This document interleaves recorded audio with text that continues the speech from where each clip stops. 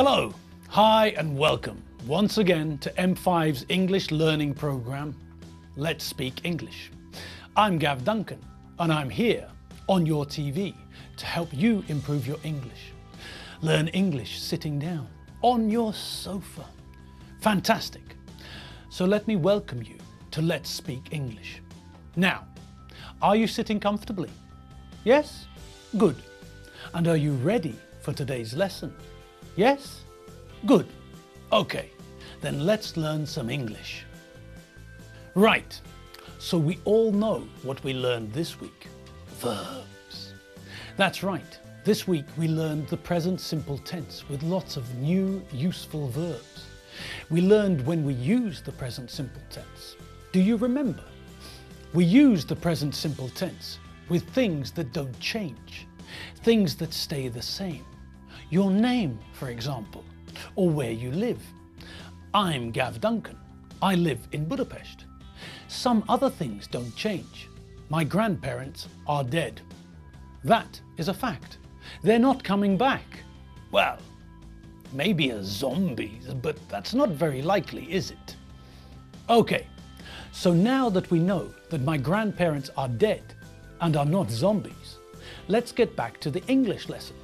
Right, so when else do we use the present simple tense? Okay, we saw that we use it with things that are generally true. Water boils at 100 degrees centigrade, for example. We also use the present simple with permanent situations. He works in a bank. She lives in Montreal. And we use it when we talk about doing things regularly, when we use words like always, never, sometimes, usually, and normally. I always eat lasagna on Christmas Day. You never drink vodka. He sometimes eats pork. She usually goes to work by bus. It normally arrives at 7 p.m. Now, with the present simple tense, we have to be careful with what? That's right, you all remember. We have to be careful with the spelling of the third person singular. All the other forms of the verb are the same, but the third person singular changes. In most cases, the third person singular adds an S to the end of the infinitive. We say they eat tofu, but my dog eats tofu. Now, as you remember, some verbs don't add S in the third person singular form.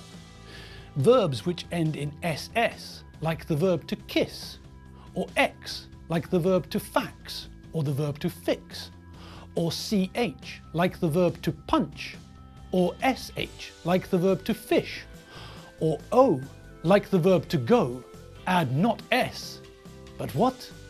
That's right. These verbs add ES to the infinitive when we make the third person singular.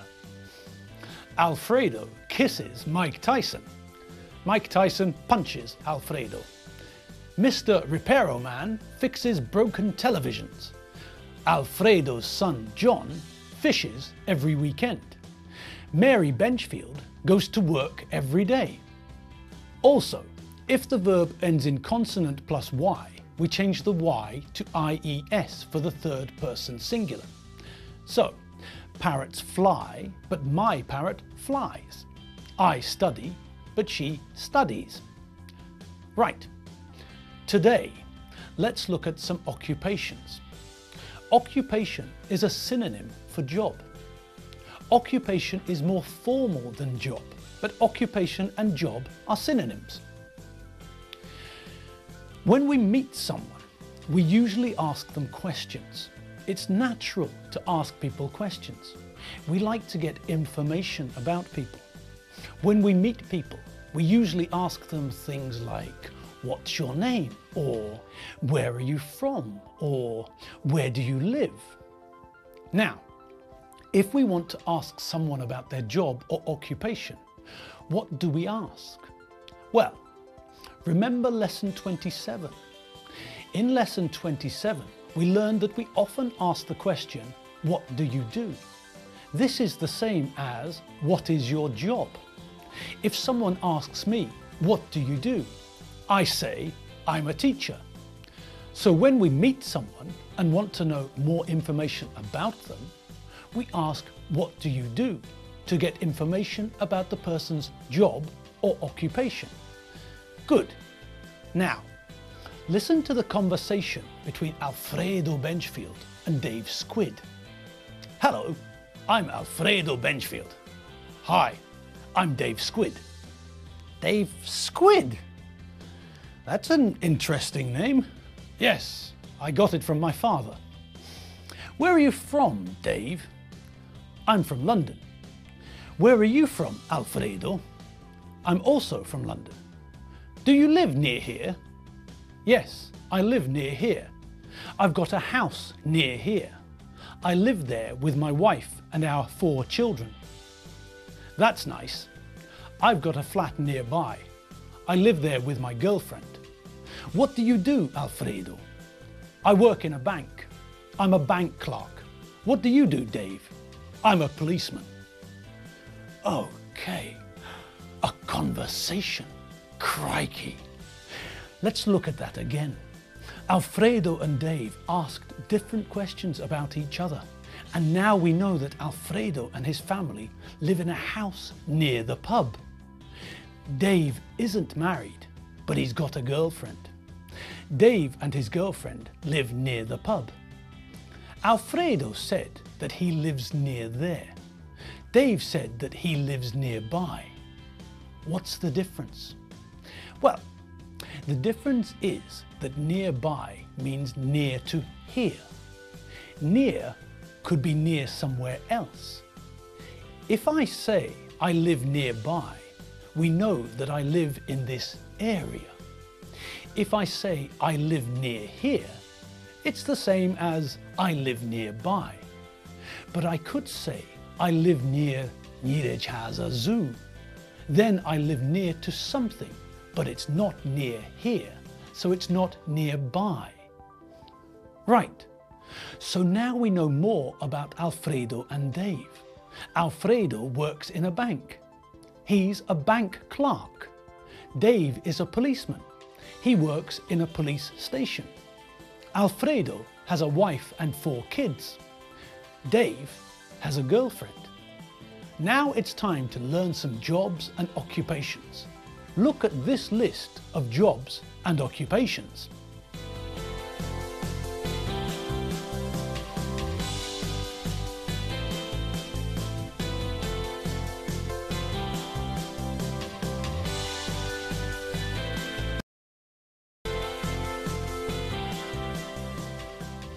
Before we listen to the descriptions, let's have a look at some new verbs and some new vocabulary.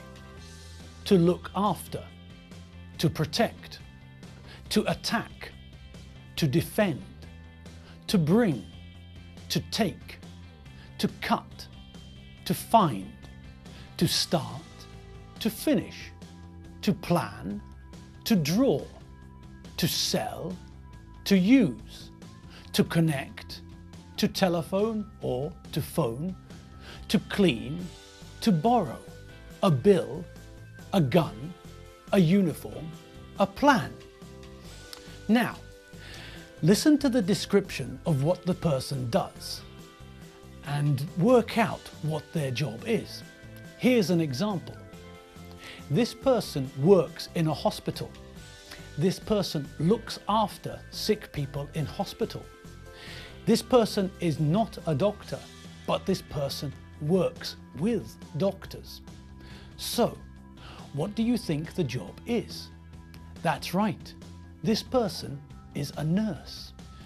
Okay, let's look at the rest of the jobs and occupations. This person cuts hair, but this person only cuts men's hair. This person also cuts hair, but this person cuts everyone's hair. Men's hair, women's hair, children's hair, everyone's hair. This person works in a cafe or restaurant. This person asks you what you want to eat and drink, and then this person brings the food and drink to your table. When you're ready to leave, this person brings you the bill.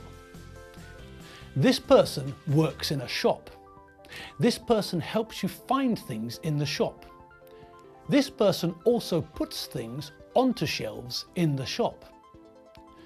This person also works in a shop. This person works with money. When you finish shopping, this is the person you pay at the till. This person plans buildings. This person draws a plan of houses and other buildings. This person cuts and sells meat. This person works with water. This person uses pipes to connect water to your house or flat. If there is a problem with a water pipe in your house or flat, you phone this person. This person drives a bus. This person flies a plane. This person cleans houses or flats or offices. This person works in a place where there are lots of books. When you want to borrow a book, you go to see this person. This person looks after your teeth. If your tooth hurts, you go to see this person. Great, fantastic, magic. So, now we know lots of new jobs and lots of new words connected to those jobs. Now, let's look at those jobs again. Let's look at the people who do those jobs and the verbs we use with the jobs. Let's start with Alfredo. Alfredo works in a bank. He's a bank clerk. He helps people. He sits at a desk in the bank and he helps people. When someone brings money to the bank, Alfredo helps put the money onto their bank account. When somebody needs money from their account, Alfredo also helps. Sometimes people don't need Alfredo's help. They can use the ATM, the cash machine, to pay money onto their account and get money from their account. Okay, now let's look at those sentences again. Alfredo sits at a desk in the bank. Okay, no problem. We know the verb to sit. When we eat, we normally sit down first. When we watch TV, we sit. When we watch a film in the cinema, we sit in the cinema. Good. Now what about the verb to bring? Well, that's easy too. When I move something from there to here, I use the verb to bring. Think about a delivery man. When I order a camera on the internet, how does it get to me? How does it get from the factory in China to my flat? That's right. The delivery man brings it. He moves the camera from the factory or warehouse to my flat. He brings it to me. The postman does the same thing. When somebody sends me a letter, the postman brings the letter to me. When Alfredo is at work, people bring money to the bank. Alfredo helps them put the money onto their account.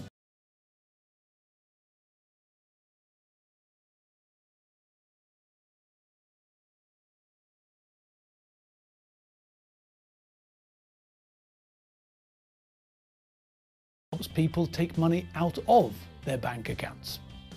Right, well, crikey, look at the time. That's all the time we have for today's lesson.